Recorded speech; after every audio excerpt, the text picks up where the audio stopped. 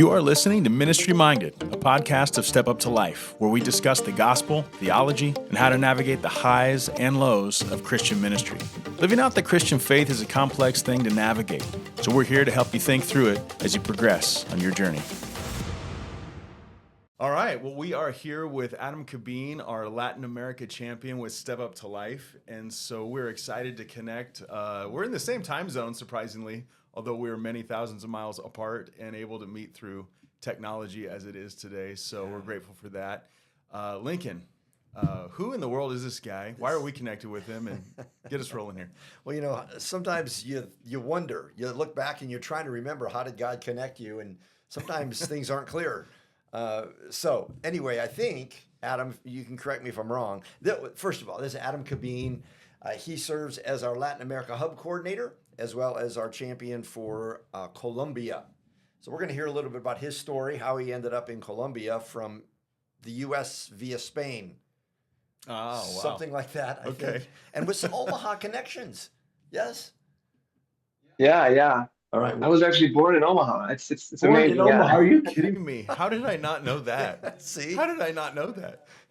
So I think I went down to Colombia to teach Step Up to Life a number of years ago, and they had arranged three different cities to teach in, pastors' conferences. And so they said, here's Adam, he's your interpreter, and he'll travel around with you. So we were together 4 or 5 days doing these different conferences, and in the evenings, he would take my computer and he would fix the Spanish in the PowerPoints.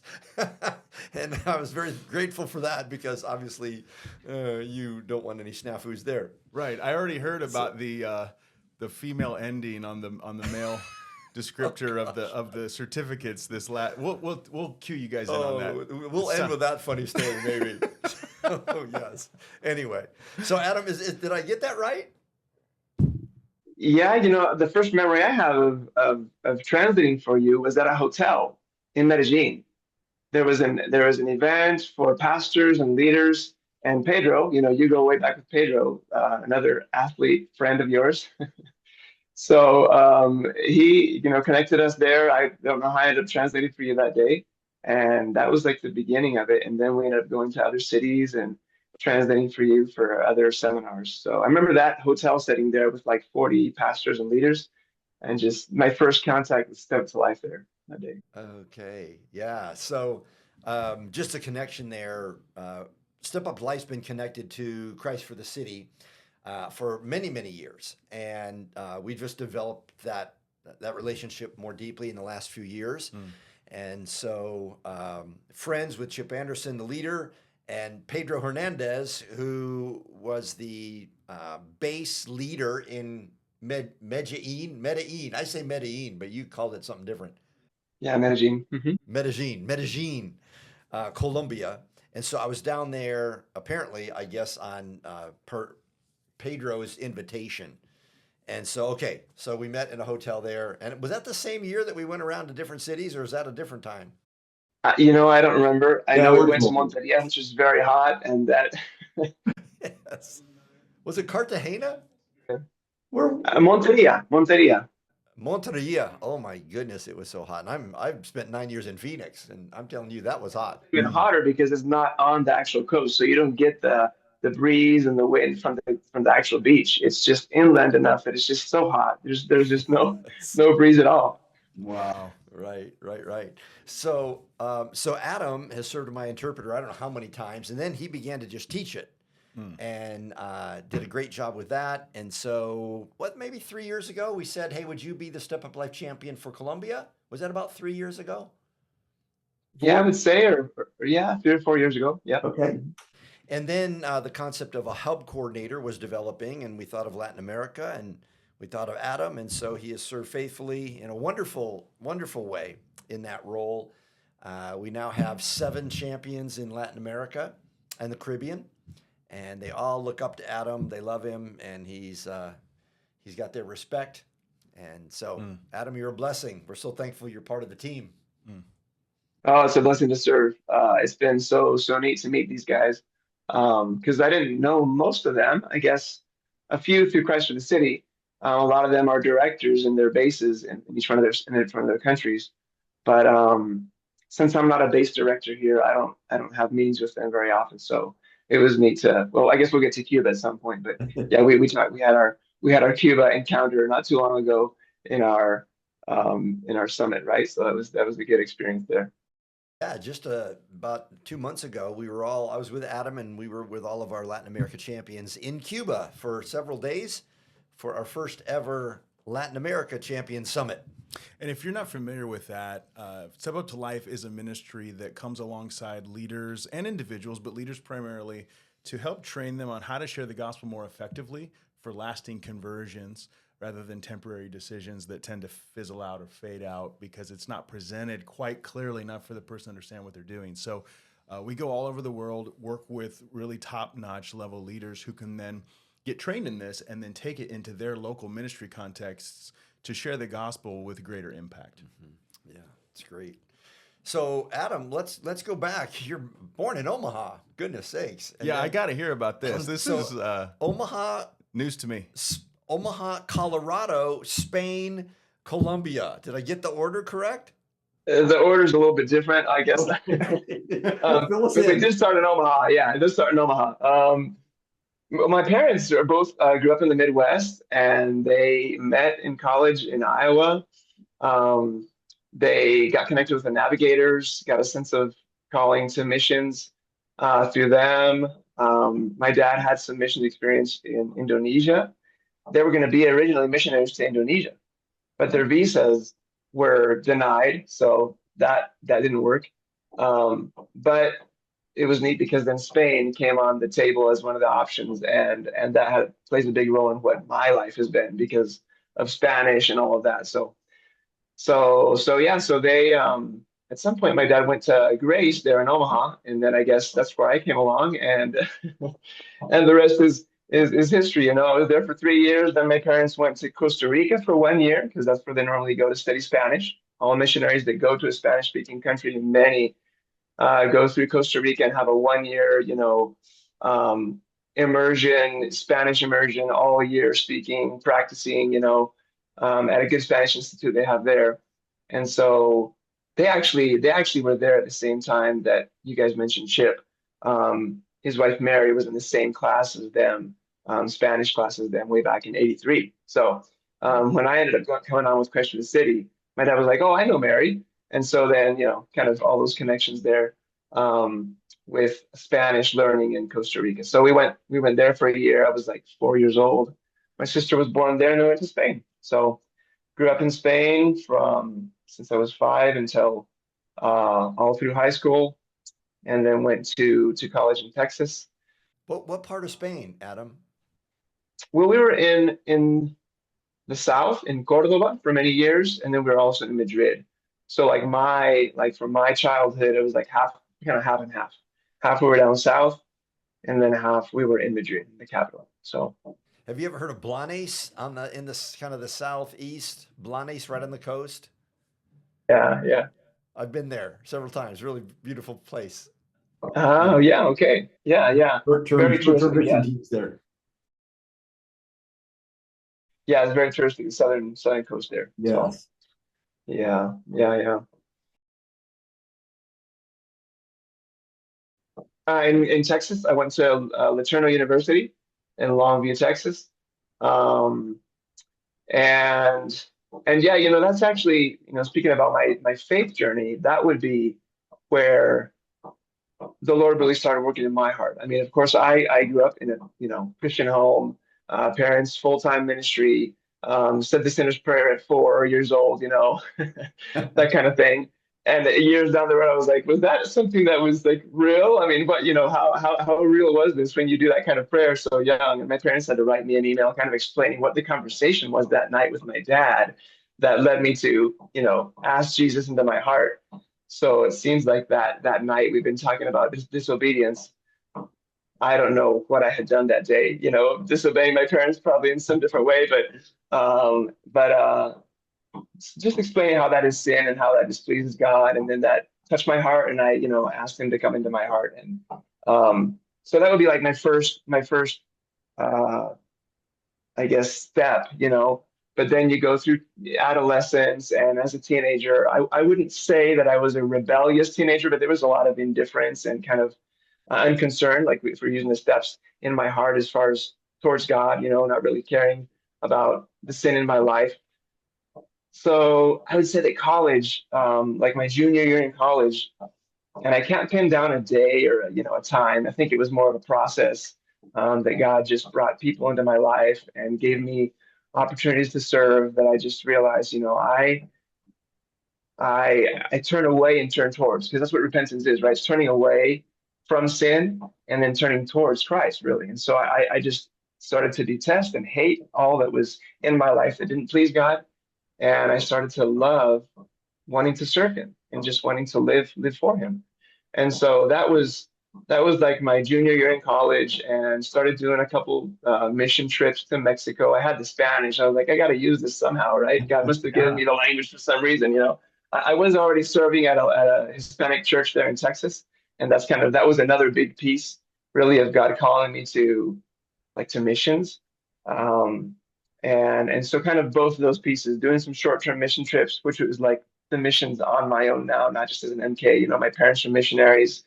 I didn't want to be a missionary at all, my first years of college. But then with this transformation that God's doing in my heart, it's coming around. It's like, I've got to serve Him. It might be full time. It might not be. It might be on a mission field. It might be in Texas. I don't know where it will be, but I'm open to whatever you want, God. So I went on these mission trips to Mexico. And then in my last year of college, I was like, okay, I've got to give missions a chance, like a longer term, experience. And so that's when I started contacting different mission agencies. And Christ for the City was one of those. And back then it was magazines, Christian magazines. I don't even know what they're called, but there was like this cards inside of them that you could like rip off and then send in, and they could send you information about their organization. This is pre-internet. Yeah, this is before all of that, and so I got this call from Chip, because all these other places sent me a bunch of information, but the only place that actually called me and left actually a voicemail on my dorm phone, because back then it was there was no cell phones and all that. So I get back and I listened to my voicemails, and Chip was on there. I was like, oh, this is from Christian City, so interesting. So I called him back, and that's kind of where it all began. And I really resonated with a lot of the things that Christ for the City does, and then later down the road with His life too. So so I connected with Christ for the City, did orientation with them in Omaha. That took my life back to Omaha, I guess, after being born there, and hadn't gone back for a while. What year would that have been, Adam? When you came back here to do orientation, when was that? That would have been 2001. That would have been 2001, because that's the year I graduated, and I was in that process of choosing who I was going to serve with in Christ for the City. When I decided on Christ for the City, I did orientation, and then I started fundraising and came to Colombia in 2002. So it was pretty fast, actually. Well, I was curious, because I was wondering if I was here when you were here. Okay. I was in Phoenix. We were suffering for Jesus in Phoenix when you were here doing your orientation. So just missed you. Yeah. So was it straight off to Colombia then? Yeah, it was. I did fundraising for about 6 months. I didn't really have it. I didn't really have a preference of any country per se, but most of the countries that Christ for the City is in South and Central America. So I knew it was going to be one of those, and I did want to use my Spanish. And I'd been serving at a Hispanic church in Texas, and I really felt that God wanted me to serve amongst Hispanic people. And so, I just kind of asked Christ for the City, wherever you guys have need, just send me there. Whatever you decide is good for me. I don't know anybody in these countries. Sorry. I'm sorry. We're on Zoom here. There's a little bit of a delay, but hey, a practical question. Some people might be wondering. So you learned Spanish in Spain. So it's Spain, Spanish, and then you're in Texas and Mexico. How different was it to adjust to that type of Spanish? Did they understood you fine? Yeah, it's just pretty much a difference in accent, you know, and there's some terms and words here and there, kind of like the British English and the American English. We understand each other. It's Okay. just a different accent and throw in some different words and terms here and there, but probably enough to get in trouble sometimes. You know, you can mess up saying a word that could be offensive at some point. In general, it's pretty straightforward. So yeah, it was a big help to have the Spain Spanish, even though it was a different kind of Spanish. My first years in Colombia was kind of like, oh, you're from Spain, you know, kind of like the more refined Spanish, or you think you're better, or whatever, that kind of thing from Europe, you know. But I've always, you know, growing up as an MK, I've adapted so much that actually my accent, I mean, people here now don't really tell the difference because I speak sort of like the people here now after being here for so long. It just kind of adapts in my case. Not everyone, but in my case, it's been that way. And when I was in Texas, I was speaking with a Southern drawl. When I was Spanish with a Southern drawl. with the Mexicans, I was speaking like the Mexicans. You know, just after a while of spending time with them, it just kind of I don't know. It just rubbed off on me, and I ended up speaking like them. So yeah. So I've lost my Spain Spanish accent, mostly. Yeah. Well, that happens because when I was at Asbury in Kentucky, and I'm a Yankee from Boston, okay, via Nebraska, I go to Kentucky, and this this is back when there were payphones, and every Sunday at 2, my sister, who was in college there, she and I would call home, 2 o'clock on the payphone every day. We'd have all our quarters to keep shoving in the payphone. And one day I remember I told my mom, I said, "Okay, well I got to go because I'm fixing to go meet so and so." Fixin'. Well, my mom chewed me out. She's like, "You quit talking like those Southern. You're a Yankee from Boston. Don't fixin'. What's up with that?" So I had to be very careful. But you know what you do? You just kind of absorb the culture you're in and start talking like them. Totally. That happened to me all the time. Yeah. That's just how it is. And growing up as an MK, I don't know. Very easy to pick up on accents, and I would say that all the time. I'm fixing to go out, you know. And so it's just always adapting to wherever we're at, which is a good thing to do when at least when you're culturally trying to adapt. And in missions, it's a good thing. But then it kind of throws people off where you're from too. So it's kind of a mess sometimes. But yeah. How long were you down there before you met one special lady? Actually, a year. You know, I had come down. We joke about this because I had come down with Christ for the City with a 1-year open-ended term here. You know, and so about right upon the year, I met her, and so we're like, okay, I guess God is calling me to stay in Colombia. You know, Yes, Lord. I've been here for a year. So Christ for the City understood that, and they said, okay, they were good with me staying here. So hey, that's great. Here we are, 23 years after coming down, you know, so yeah, it's been amazing. Good. And a couple kids? Yeah, so well, my wife is from now Colombia is very diverse. Colombia, as far as it's got like 5 different regions, and each region has its own culture, its own accent, its own food. And my wife is from the northern coast, which is bordered with the Atlantic Ocean. Colombia has both oceans, right? The Pacific and the Atlantic. So she's up on that. She's up from that area. They have different food, different culture, everything. And so we met here because she was studying in college here.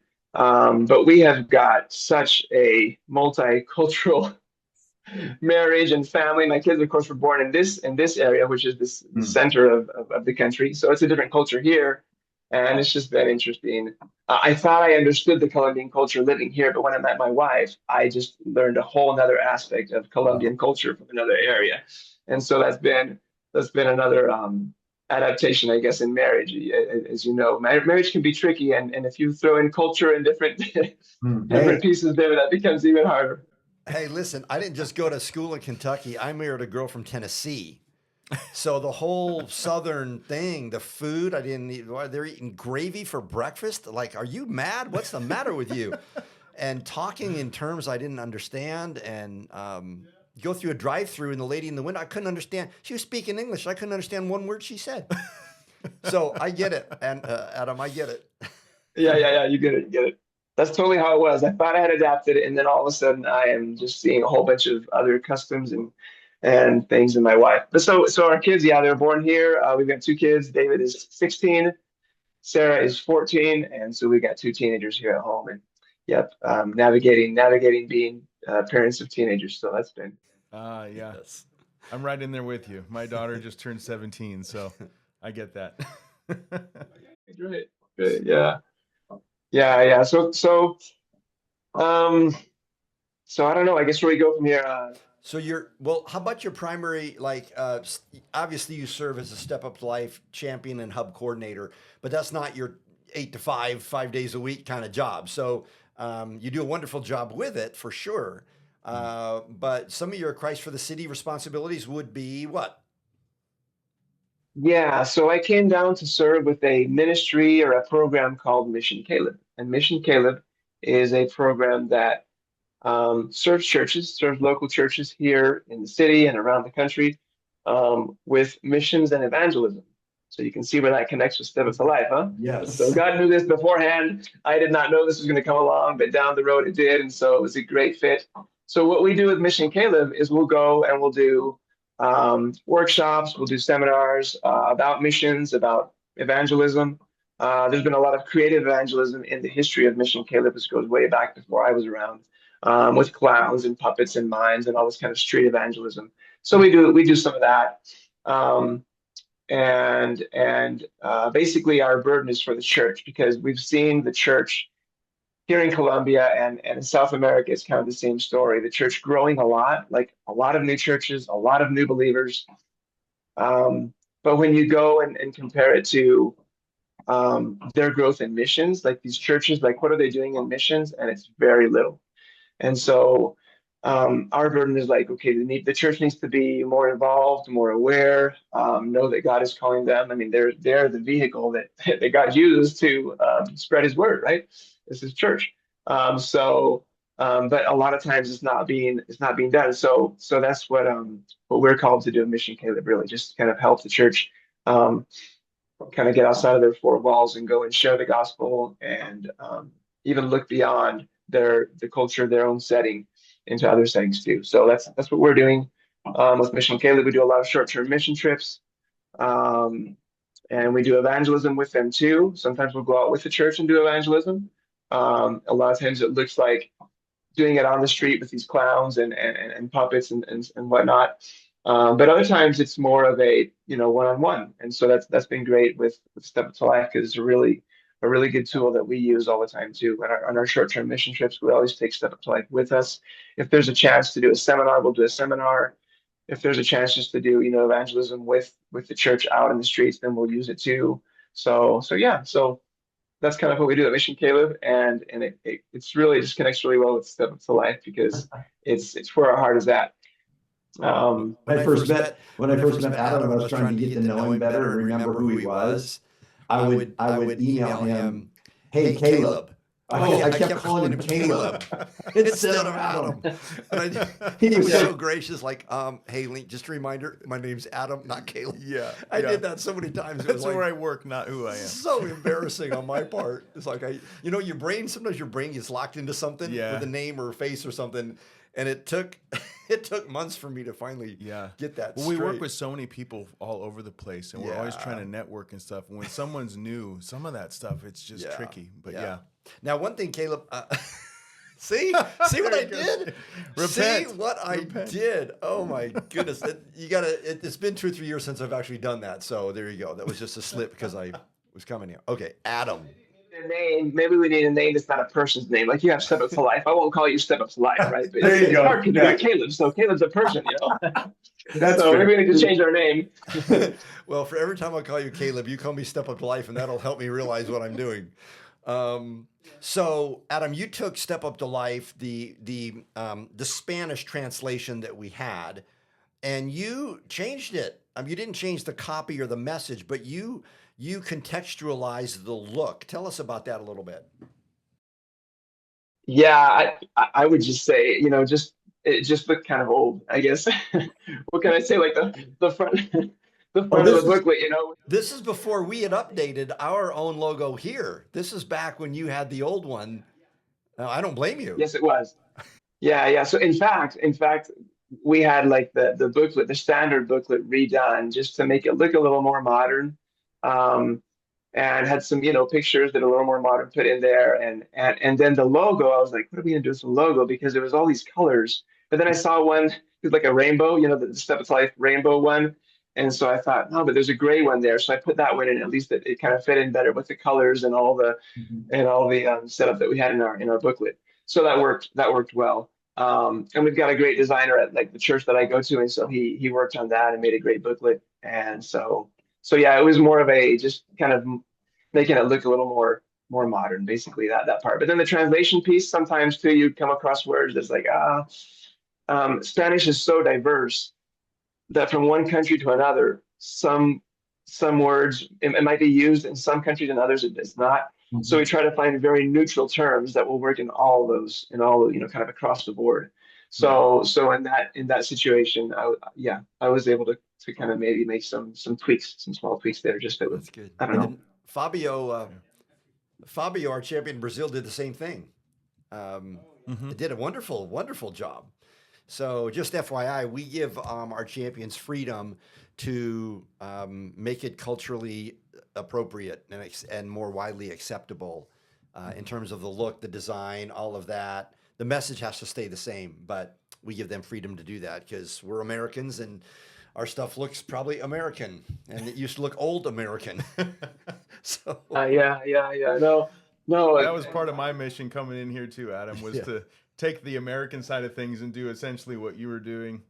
Invite some people back into the conversation and update it because, of course, the message is timeless. It's biblical, but you just want to take away those roadblocks or barriers where people may dismiss it out of hand right off the bat just from an image or something and get them actually thinking about the content instead.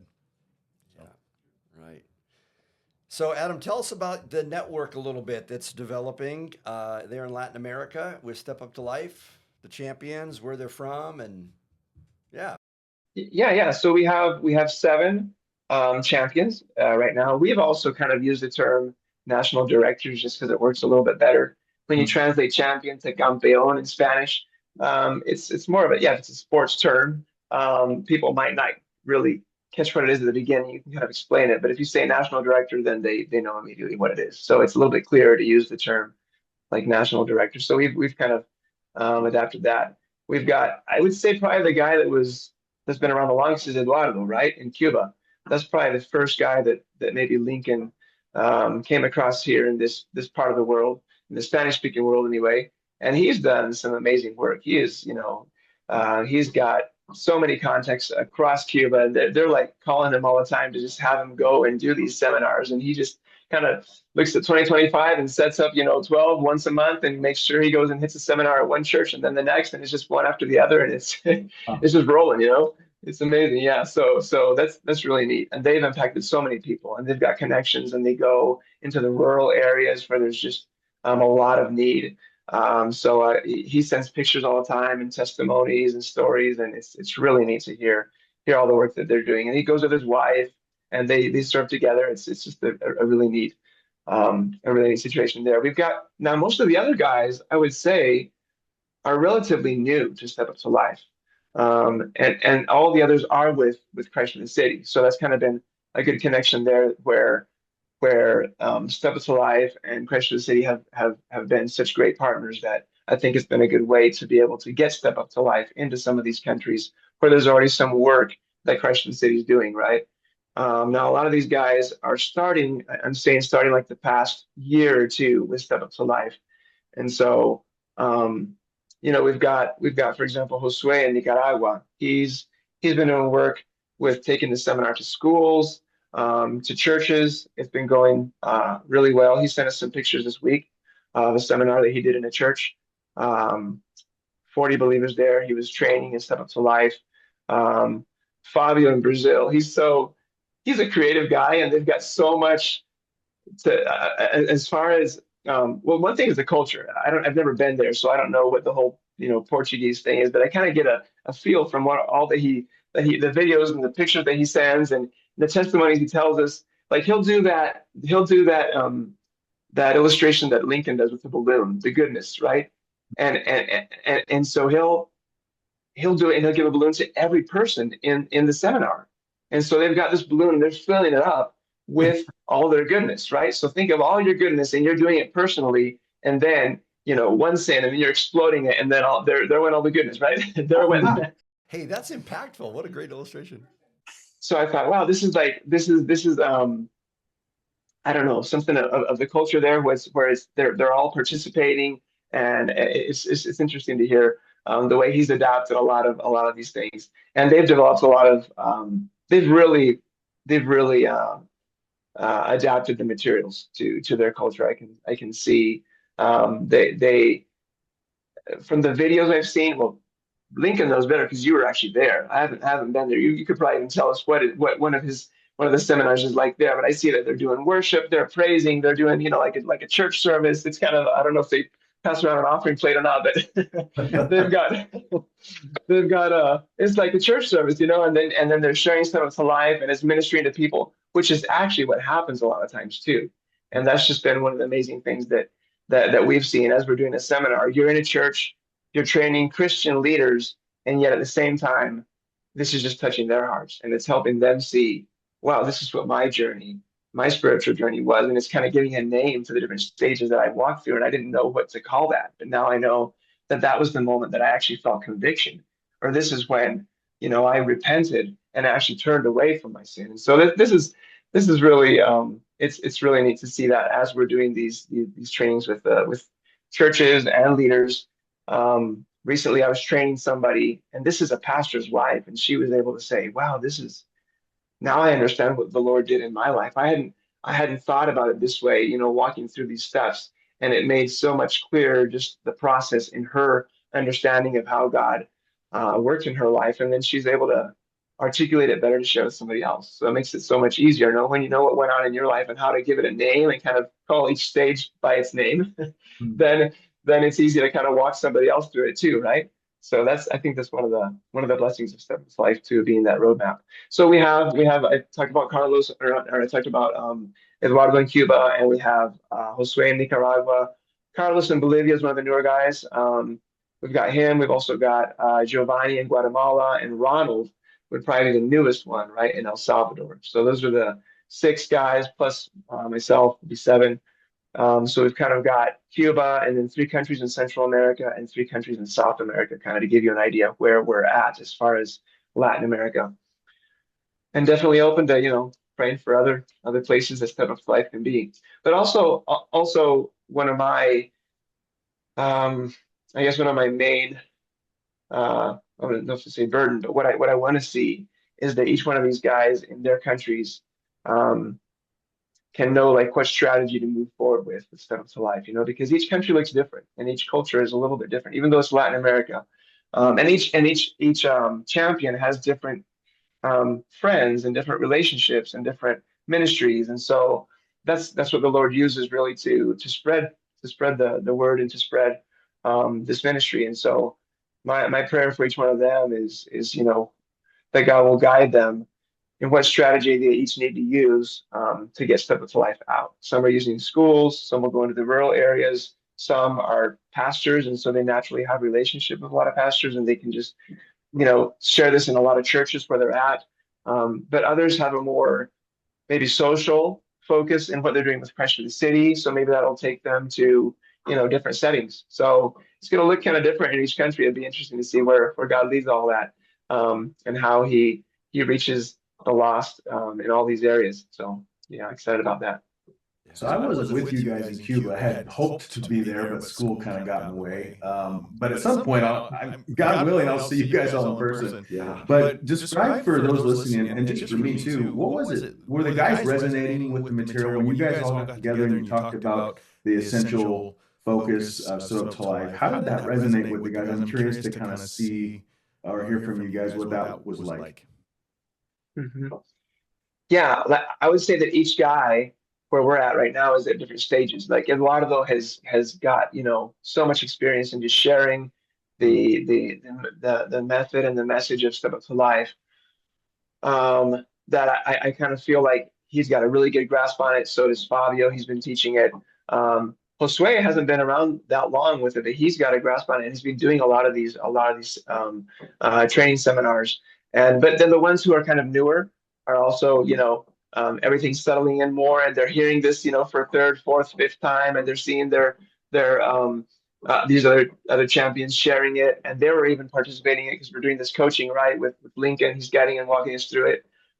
It was just neat to kind of piece it together, right, Lincoln? I think it was neat to see each guy kind of stand up and share part of it, and then he's like, okay, you sit down, Fabio, and Carlos stand up, and move on from there, and then everyone just kind of pops in and kind of jumps in, and they've all got their style and their own way of sharing it, but the message is there. The steps are there. There's such a good structure that it really we're all kind of on the same page in that sense. It's just really, you can adapt certain things, but the message is the same. So I think it was a really neat experience for us. It was the first time we had really done that. So it was really encouraging time, and a challenging too, because it makes you look forward to see, okay, what, how's God going to use this in each one of these contexts, right? Yeah. We could have used one more day together, that's for sure. But I think we packed as much as we could into the time that we had, and it went really well. It was fun to see them interfacing and talking and developing friendships and relationships and all of that. And we couldn't. It was a lot easier though it wasn't easy. It was easier for all of us to go to Cuba than it was to try to get Eduardo out of Cuba. Sure. Sure. And so in 2 years, we don't quite know where we'll be next time. Maybe we'll go back to Cuba. That was a pretty nice place, right on the beach. I mean, I'm not complaining about the place. It was beautiful. But I don't know, maybe we go to somewhere in South America. We should do it there just so Nick can go see. Because I felt bad Nick wasn't able to be on that time. So I think it'd be nice for him. Yeah. No, we've gone to Africa a couple of times, and whenever I see these guys come together from all their separate regions, there just seems to be such a sense of camaraderie, encouragement, kind of a sense of like, hey, someone else gets this, someone else understands what it's like to lead these types of ministries. But the uniqueness of it then kind of doubles down, almost kind of puts a fire in their belly as they go back to take what they've been entrusted with and run with it. There's kind of a sense of, hey, I'm a part of this team now. It's not just me out on my own. It's just really fun to see it. It's encouraging to see pastors encouraging each other, which with some of my studies I've found, I don't know exactly what the statistics are internationally, but at least in America, only 9% of pastors even seek out meaningful, deep friendships with other pastors, and actually is unfortunately kind of detrimental to their long-term health. And so that's one of my favorite aspects of what we do when we bring all these guys together is there's some time not only where they're away and they can kind of, focus on this in a way where they're not distracted, but also just the meals you can share together with other ministers who understand the weight of leadership and can just kind of pray for each other, encourage each other, listen to one another. That too is a huge thing that goes on, which is encouraging. Yeah, the team, watching the team form and come together is fun. We try to do one fun thing, and so in Cuba we rented 2 catamarans. Yes, I saw the pictures of that. Went out onto the ocean, which looked calm until we got out there. Then it was really? Kind of wavy, a little choppy. I think Adam, you and I, and only one other guy jumped in the water and did some snorkeling. But yeah. So I'm with the fish there. It was amazing, huh? That was just beautiful water, and the fish just kind of like swimming right by you. I mean, they're not caring that you're there. They're just like brushing up against you. It's amazing.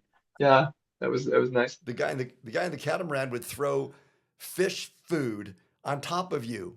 On top of you? Well, I mean, throw it right at you. Yeah, and then the fish would all swarm all around you, and you could reach out and grab them. Oh, wow. But their tails were too slippery. I couldn't hang on to any of them because they'd slip out. But that's just part of the experience, right? It's just doing stuff together, meals, having some fun, free time together, right, etc. And I had been in, one nice thing is I had been in every one of their countries except Bolivia. So Adam went to Bolivia to train Carlos, our guy there. Okay. But over the years, I had been in every single other country. So I'd seen them on site, which was helpful for me to kind of understand where they're coming from. Right. Yeah. Right. And that previous connection is important. Yeah. Yeah, but like we said, this was the first time that all of us were actually together. Eduardo was so excited to meet all of us and to receive us there in Cuba. He was an amazing host. He just got everything set up for us all to get there. I know he kind of had the desire to be able to go somewhere else too, and get out of Cuba and go somewhere. Sure. But at the same time, it was so neat to just be able to share. As a result, all the guys are like, we've got to meet, even if it's just online. Let's get together and let's keep having this space to talk and to hear each other. And so we're looking to do that in the next months, and have like a periodic kind of a online meeting with the guys and see how things are going in each country, and listen to everybody and just kind of share ideas, too, what's working for each country, what's not, and we can learn from each other, and it's really a neat experience. Wow. You mentioned, Nick, the pastors too. One thing that we have here in Colombia and through Christ for the City is there's a ministry that works to minister to pastors. And so pastors come together from different denominations, and it's a time for them to pray for each other, to hear the word together, and to eat a breakfast together. It's not so common in many places to have an interdenominational pastors meeting coming together, monthly. Wow. And it's a time for them to share with each other. Pastors understand each other's battles and issues, and maybe the church members they're not going to be able to be open with their church members in certain areas, but with another pastor they are. Sure. And so one thing I'm looking forward to with Step Up to Life, and I'm starting to go to some of these meetings, even though I'm not a pastor of a specific church, but they let me go anyway. So I'm going and meeting some of these pastors, and I'm hoping that Step Up to Life, and this is kind of one of my prayers and dreams, is that Step Up to Life would become a part of a lot of these churches, because I think that it can be something that not only is an evangelistic tool, but I think that this is something that's great for the people, the new believers of their church, like some kind of a discipleship thing that they can use. Because one of the issues that we've come across here, in a place where the prosperity gospel has been so big, right? In South America, Central America, where there's a lot of issues with poverty and everything. And so then you've got this prosperity gospel comes in, and then everyone's just like, swarming churches for other reasons, right? And then you come in with the true gospel, right? And that's what we want, because a lot of times you see a lot of these people come into churches, and the church is filled with people that are not necessarily saved, right? Or they haven't really understood the gospel. And so I think that if they use something like Step Up to Life, or as close to it as possible, it would be a huge, huge help for people, new believers coming into the church and going through these steps and really processing it and seeing, what does repentance look like? What is that? And I think Step Up to Life is so good at like pinpointing and defining these terms, which we use. We talk about faith, we talk about repentance, but everyone talks about that. But how well do people understand what that really is? And so then you get into faith, and it's like, well, faith is not just believing, it's also surrendering. Okay, what does that look like? And then you get the whole throne picture, and that's like, okay, I'm off the throne, and Jesus is there, and then that's a huge thing, right? So I think that this is, I mean, as I've shared this at certain churches, I'm like, this would be something that if they could adapt that in their churches, that would be awesome. Anyway, so that's one of my desires. One of the things I'm praying for as I develop relationships with some of the pastors here in the city, and maybe other cities too. We'll see, but at least starting here, and we'll see. But yeah, wanted to share that. That's amazing. I'm kind of curious what's on your heart right now. What has God got kind of percolating in your mind as you're looking forward to the next 6 months or so? Is there some major stuff whether it's with CFCI or Step Up to Life or both, or with Mission Caleb, what's kind of on the forefront right now? Yeah. So I guess with Christ for the City and Mission Caleb, we've been with our missions work. We've been focusing little by little more and more on places where there are no churches. Of course, Colombia, there's a lot of churches, but you've still got communities like a lot of these indigenous groups where there are no churches. Now that's a whole nother world, because it's another culture, it's another language. And so we don't have experience in that yet, but it's something that we're looking towards. We've got a short-term, like, exploratory mission trip plan to go to one of these areas. Some of the difficulties is these areas are so remote that is hard to get to a lot of times, and it's hard to do follow up with. And you don't want to just go and do a short-term mission trip and never go back. And that's what's on our heart, is that the work that we do as short-term missions, and that connects with Step Up to Life too, wherever we take it. We want it to be a place where we can do some kind of follow up and see where things are going with that church, with that ministry, with whatever it is. And but there's a community that's 3.5 hours away. We just found out through some other missionary friends, and so we're looking to try to do that trip. It's with some Mbeda indigenous group, totally different culture, but there's people that have been working there for a while, and so we want to see what that's going to look like, serving amongst them. And I know that in Africa they've translated the Step Up to Life booklet to a whole, there's tons of languages there and different cultures within the same continent. That might be something that would happen down here with different indigenous groups. We'll have to see what that looks like. I really don't know yet. God knows what's in store, but it's something that I would like to look towards, because I think it'll help them understand the gospel a lot better if they can have this kind of a material, this kind of a method.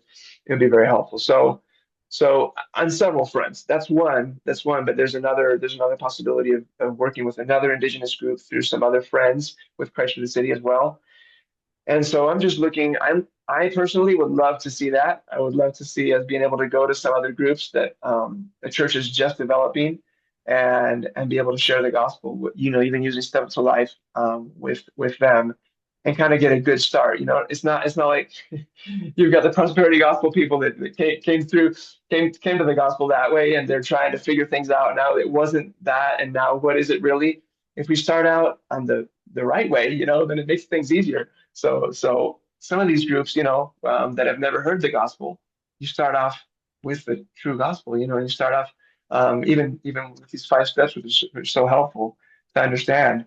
That would be awesome. That's one of the dreams that I have, and we'll see where that goes. But also just with continuing to train the churches that are already here, like these relationships I'm trying to develop with pastors.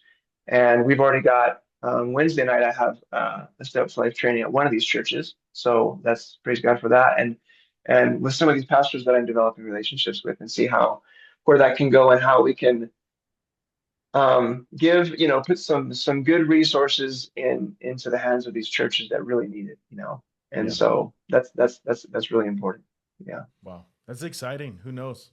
You never know quite when that'll take, but if that happens, we are ready and willing to try to help fund that and make that a reality if God opens that door. So that's exciting. Yeah. Awesome. Somebody out there might be wondering kind of how does the funding work? So we receive funds here in Omaha at the headquarters here. Headquarters. I never used that term before for us. Anyway, there's only 2 heads here. So, and then we try to distribute those funds in a good, equitable, strategic way with our champions around the world. Mm-hmm. We wish we had $5 million to just disperse everywhere. But God's been faithful, and we're thankful for the growth of Step Up to Life in Latin America. And we tell the champions or the national directors, look, we don't have that $3 billion laying around. Yeah. But we'll do everything that we can to resource you.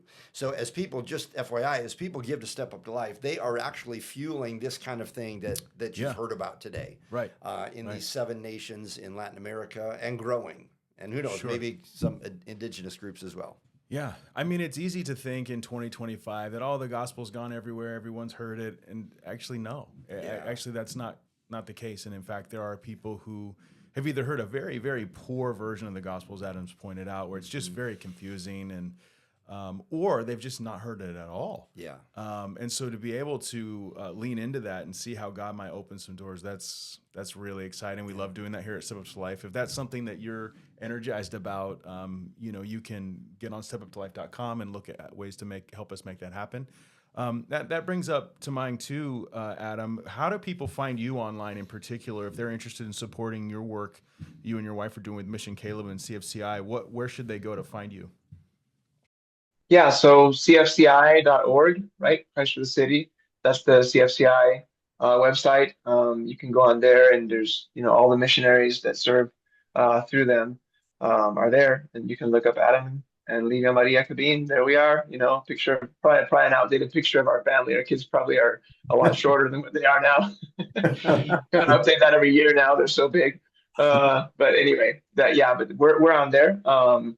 And yeah, any support for our family or Mission Caleb. There's also, you can look up Mission Caleb under cfci.org, and there's also a place that can go funds just directly to Mission Caleb, which that would be amazing too, because we also part of our work with the people that we're training here is for them to raise their own funds here. That's always a big challenge because this is not a mission sending culture yet.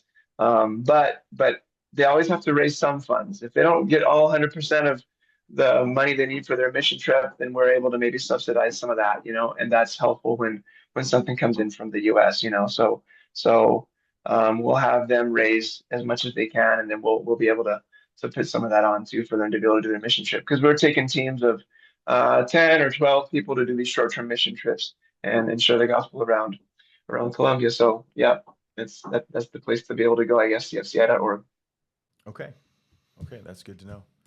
What are the thoughts before we land the plane here? No, I thank you, Adam, for joining us. It's great to have you from Medellin, Colombia, and we appreciate you so much and all that you're doing. And you're the perfect guy for our hub coordinator, and we are delighted. I thought about you for a long time before I actually asked you.